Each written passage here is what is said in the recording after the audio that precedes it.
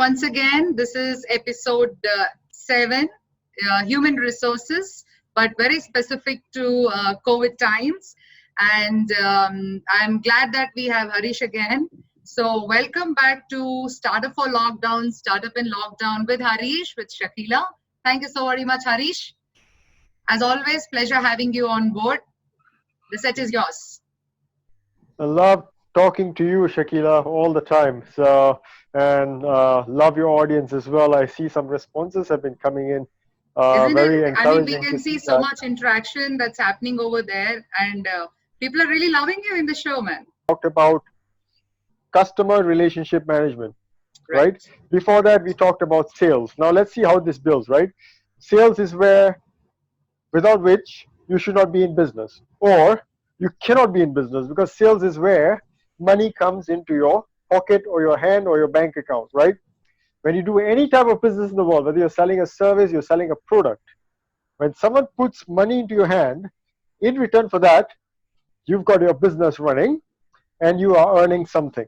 So that's where we talked about CRM the last episode. So I just did a quick recap on why we did the sequence as we did the last 2 episodes, which So leads that's so into important because many a times I have a feeling that sometimes it's long videos. It's nice to do a recap because they might not even go till yeah, the end of video. So yeah, that's exactly. good. Yeah, So when we talk about having a relationship with customers and then customers. managing those relationships, today we're going to talk about another set or sort or type of relationships True. that are equally important to any founder, any startup, or small, medium enterprise owner, or any corporation, right?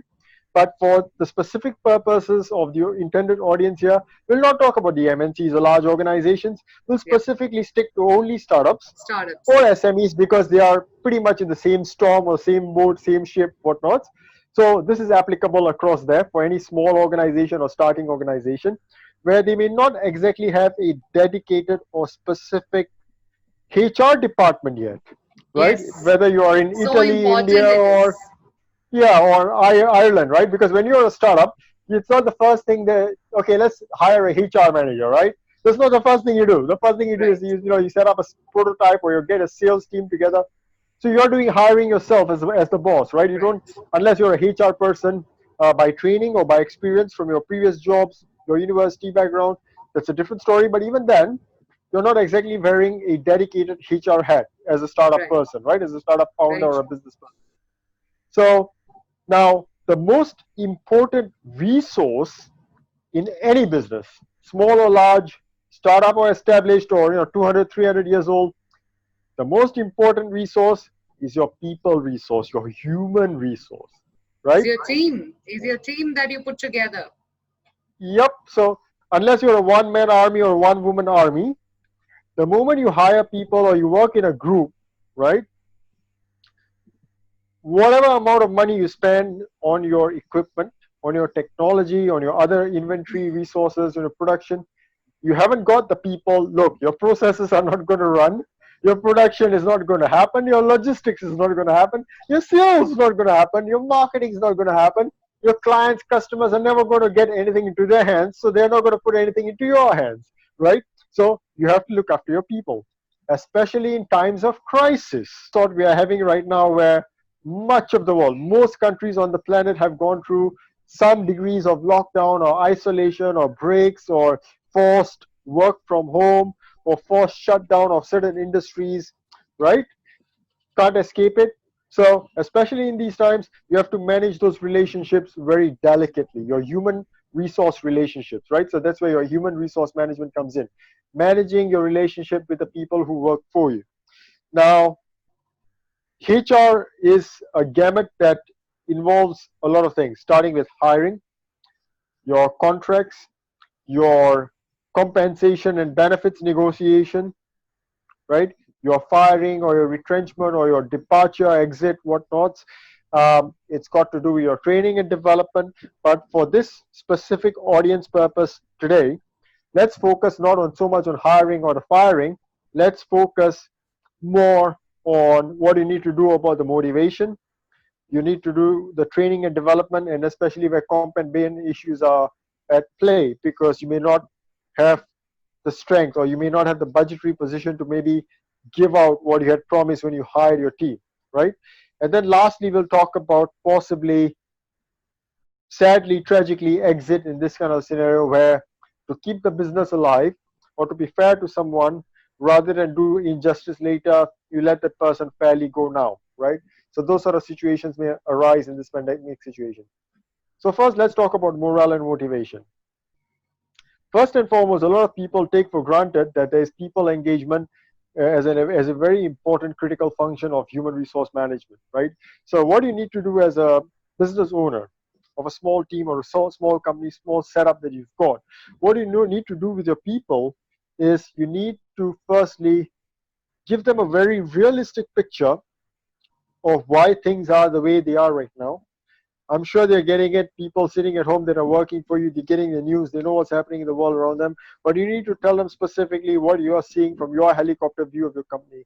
You need to all the more communicate stuff that you would not ordinarily communicate in ordinary circumstances at this point in time to everybody in your team, right? If you're a startup, most of you have relatively small teams to manage, function, operate, whatnot. So you need to be very open and transparent with them what your position is, your company's finances, which you may not ordinarily want to discuss very often, very openly, but you need to discuss it right now, what your financial standing is. Don't give too many details. Don't give people your bank account numbers. That's not what I mean. But you need to tell them where your standing is, what the outlook is, what your major fears and concerns are, what sort of pressures you're facing from your financiers, your bankers, people you've taken loans from, your landlord, whatnots, right? You need to keep people in the loop, right? Be very transparent. But at the same time, you need to be encouraging them. First, you start with yourself. You need to find motivation yourself. You need to encourage yourself. We've covered this in one of the earlier episodes. You need to first tell yourself what you can do to recover from the situation, and then be very open with your team in communicating with them, right? As to what you can do in this situation to get through it and what you can do to recover even after the situation of the pandemic, once it's under control, right? So that's the first thing you need to do to tackle the issue of motivation by engaging your people constantly in communication.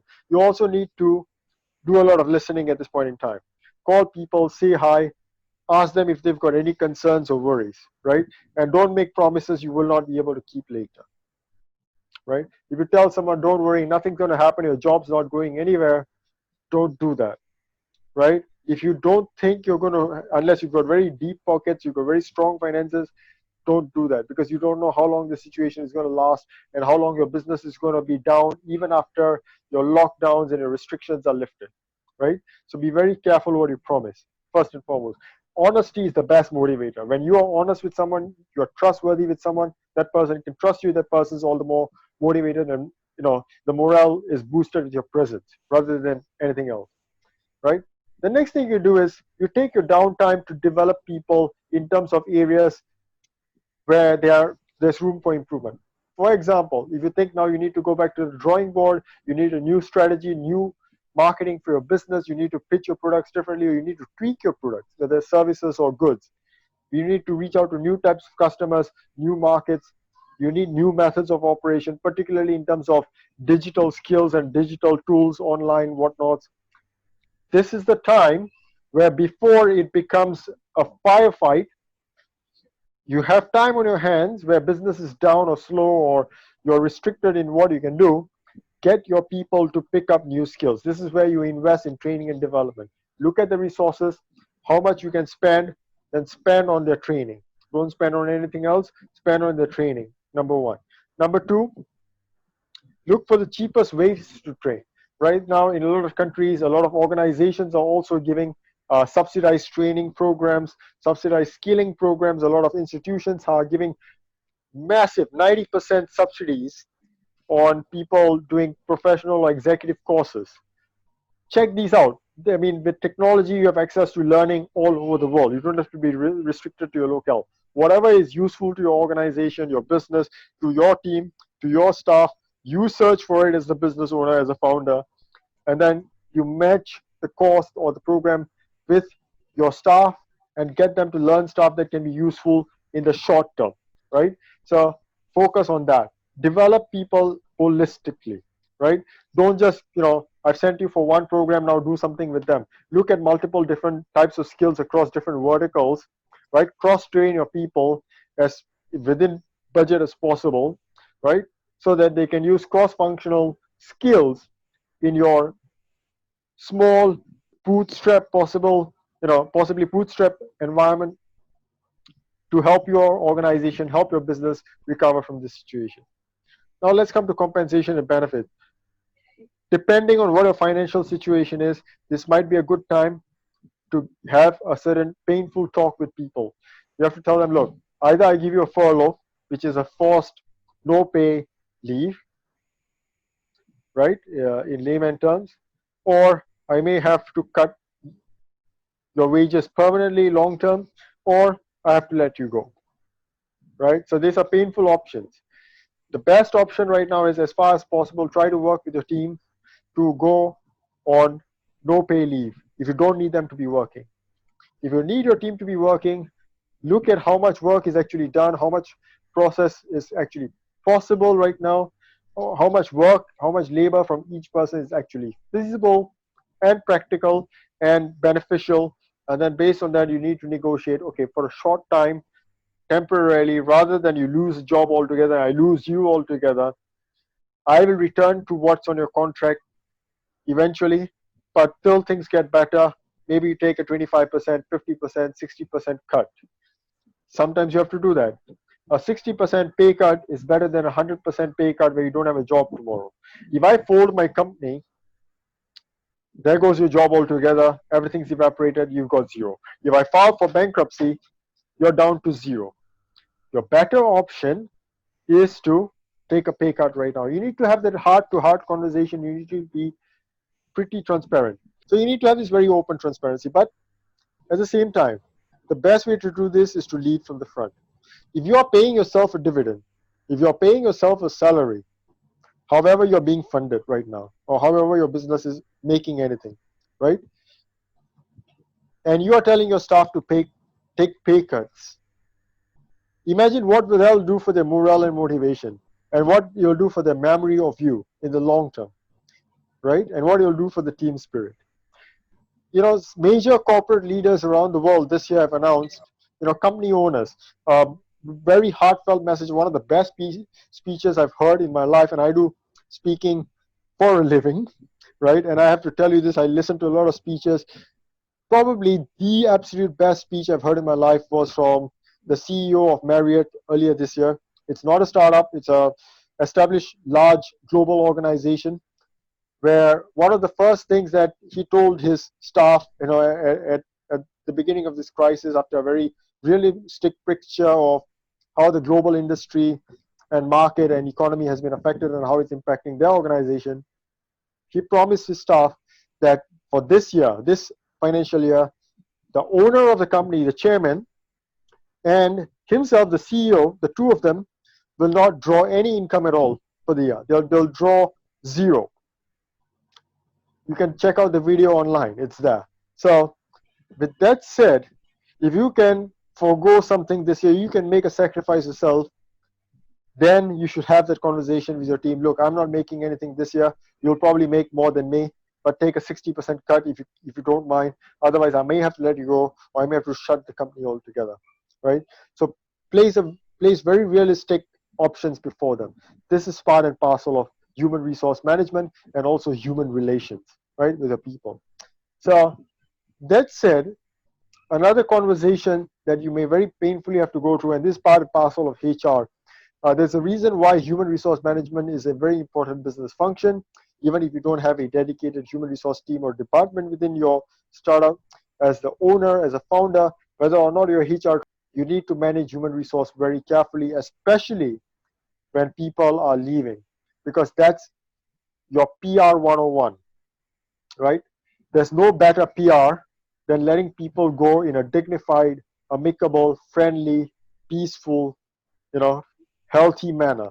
So for good PR, maintain good human relations when you let people go, right? If you have to, if that's the worst case scenario, absolutely worst case scenario, you really have no choice, then you have to handle this very carefully, right? So for good PR, for good marketing, to maintain good branding, you need to be very careful how you have that conversation, especially in times like this where you may not be able to meet someone face to face, right? So you have to be very careful. You have to treat this person like your family because that person has been part of your family. Remember very early on in one of the earlier episodes, if you had watched it, I told you, if you're a founder, you go into business, your business is your baby. You're raising a child. And if someone is part of the team in helping you raise that baby, that's your family, right? So you have to treat that person like your family, perhaps better than you've treated your siblings all your life, right? Ask very openly, realistically. Don't promise the world. Don't promise that you'll move mountains, but tell them what you can do. You'll try to do, right? Try to give them a good compensation for departure, right? If you can afford any. If you can't, try to justify, right? But make sure whatever you do, you meet the legal requirements of the markets you're operating in, because different places for retrenchments, right? There are different conditions that you have to meet, whether your workers or your employees are unionized or not, right? Make sure you check the laws on your relevant government websites before you have the talk and conversation, right? Number one, don't fire. Don't fire. I mean, if you try to go for retrenchment, unless amicably someone is willing to forgo, right? But give them what is legally due and try to tell them whatever you can do to help them, you'll help them, and always leave the door open because the circumstances in which you're letting the person go, it's not the competency, it's not the value of the person. You're letting that person go because of the tragic situation right now that you're in to keep the business alive. Make them this promise and you keep the promise. When you need another headcount again, that's the first person you'll be calling.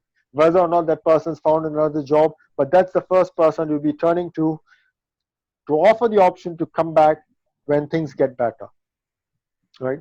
That's the least you can do. And do as much, right? When you have to have that conversation. But be very careful. Firstly, start with a very personal conversation. Explain to them your situation, personal situation, then talk about your business situation. Why do you need to do this? Because when you are running a startup, when you're running a small enterprise, a small team, and you have direct contact, things are very personal. So you have to be very personal in terms of what you are facing, then what the business is facing, then go back to why you're facing what you're facing because of what the business is facing, and then explain to the person why you need to let the person go. Explain to the person what the country's prevailing laws are, your locality's laws are, what that person is entitled to, and then guarantee that that entitlement will be delivered, right? And then don't take too long. Make sure the payments go as quickly as possible, right? And you close the accounts as quickly as possible, right? So you need to do these Right. sort of things.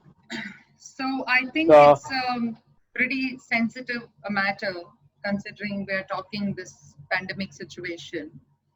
Um, yeah, but very valid points. Very valid points, Harish. What I must say is also very touching.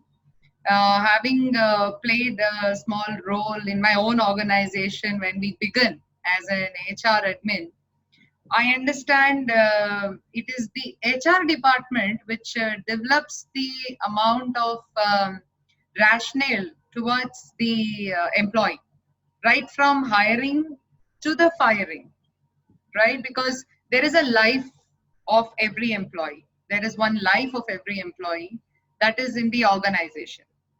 And right from adopting that one life into the organization to letting it go, whether it has wings or no, is a very emotional indulgence that an HR goes, especially in a startup. It happens with large MNCs also. I was also pampered by one of the HRs during my Hewlett Packard days, so I understand. But then when a situation like this arises, when the situation like this arises, there are multiple ways that you want to think before letting go of that one employee, of that one employee. So you can, like Harish has rightly mentioned, we can first think, first any business person first will think, how can I save some money while I still need these people? I'm talking a startup scenario, while we still need these people. That can only be done, like Harish rightly said. Yeah, you can be very honest to the team about your situation. Sometimes you're overhired. That is also very true. Sometimes you're understaffed, but then because the situation is so hard, you need to plan it up, even if it is less number of team, you might still think, acha, we are doing multiple things anyway, so let us do more and reduce one more person. All this is fine, but what if the same amount can be saved by just paying partial with an agreement from an employer to an employee, and wait for the right team instead of just disorienting from the entire activity, and splitting the family. I call it splitting a family, I call it getting nuclearized, right? So if you do more of these things, then eventually people will think of you the way you behave during bad times, not the way you behave during good times. So Yes, like Hari said, absolutely. relieve them in a way that you want to call that person back again, and the person can happily join you. Don't relieve them in the way that they think 100 times, Array, no, when I was there, that's what they did, so I'm not going back to them. Don't do. Yep. Because we have come to a time that no big brand and no small brand are anyways making any difference in the world. Yep. So yeah, I endorse the points. Today I think was quite emotional because for a moment I also went jittery No, and and breathless. there So are two we more things can that we think need to of, very. Yep, sorry.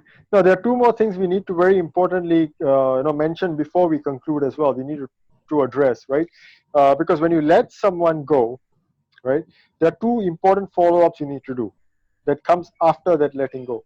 One is whoever is now remaining, right, the people that remain behind, you need to talk to them as well. After you've done the letting go, you need to tell them, look, we have had to do this, which may mean a few things for you. One, it could mean more workload during the situation, even if you're working from home or in lockdown, or after this situation, right? Uh, or even when, let's say, there's a vaccine and the pandemic comes to an right? end and we all go back to work as well. But uh, there are some challenges. You have to be very open. But why did I have to let that person go? And how much do I value everybody? That person, yourself. Yeah, I think why will be very Yeah, difficult to explain right now, but maybe to yeah, having that honest conversation answers the why by and large within yep, the team, because yeah, they are as exactly, human right. So as this you is a are, as situation. I am, right? So Yep, that's what makes difference. But yes, what I yeah, was trying to tell is, see if you can retain anybody at a low cost upskilling or cross training. That's what Harish mentioned, which is absolutely true. This is something that everyone considers before letting go of in large organizations, but it is no different to small organizations. If you think there has been somebody wrongly put into sales, rather would have done better in customer service, this is the time to put that person under training and say this is a training period, therefore there will be a lesser amount, but we are putting you doing a parallel or yeah, a lateral shift into another department. Still works, that person is still retaining the job. Second is, of course, the partial payment scenario. So this is going to work remedial, what we said about upskilling or cross training.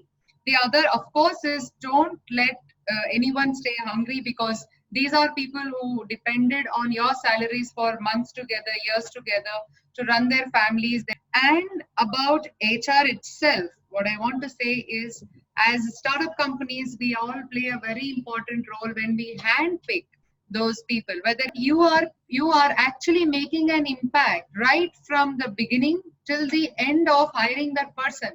So you put yourself, you're your own brand image, you're your own brand representation, you're your own HR, you're your own finance, you're everything. So when you play that HR, you know how much time you have put before. Like when I select Harish, I know how much time I have put before I select Harish. Therefore I will think 101 times more before I let go Harish, and find a valid reason which Harish is also convinced.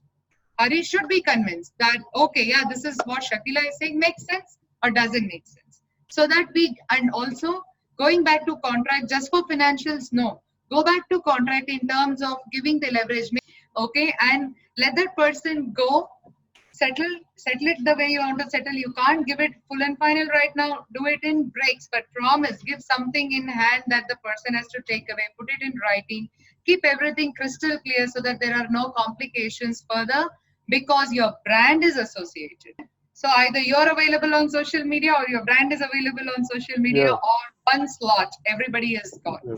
So I think that No, makes a but lot of assistance, Harish, the PR, Yeah. the HR carries Yeah. is also And very important. don't promise too much, but can I have your resume or CV? If possible, out of kindness, even help that person draft up a new updated CV. You would have the old CV if the person's applied for a job with you initially, with a CV or resume.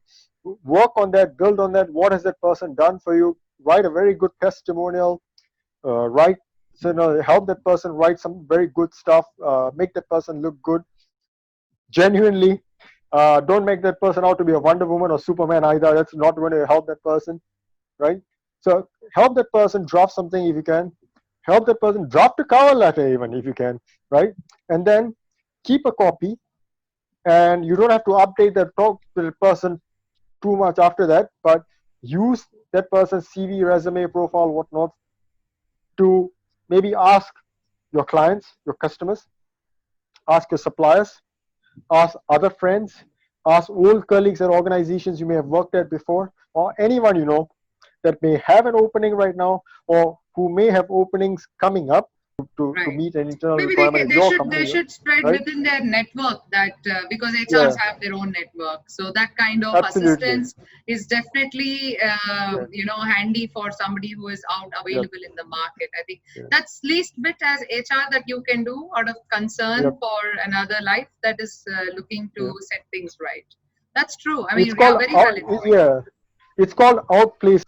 In these times, that's the best sort of HR to do, where you take care of the person even when you're letting that person go, right? Help that person get a job, outplace that person. Right. That sounds good. I know there are a gamut of things HR can do actually if they really intend to do. And Yeah, yeah, I think I don't want to summarize now because looks like we've made yeah, underlining statements at every yeah. levels. And yeah, cool. So I had a what very I want, different pitch and energy today because it's a very sensitive topic. Because given right, right, I'm sure no HR person in the world is having. I mean, unless there's some very specific industries where like in a medical, pharmaceutical, no problem. But right now, they're right. not having fun. I think we should make ourselves available. So what I want to say is, yeah, please, you can feel free to write. This is the critical time, and we would really appreciate if you need some help in designing your HR activity or put up a small roadmap maybe for your team and how to perform, or give some suggestions, get in some tools, or bring in new connections that can help your team. Feel free to connect with us or leave a comment in the comment section. And yes, we will be happy to address those matters in the realm of affairs that we are in. Right? Thank you so very Yeah. much. We come to the end of HR during COVID times, episode 7. Thank you, Harish, once again. I'm sure there is a lot more that we can do, but we need to keep time in check. Yeah? Thanks. Have a great day.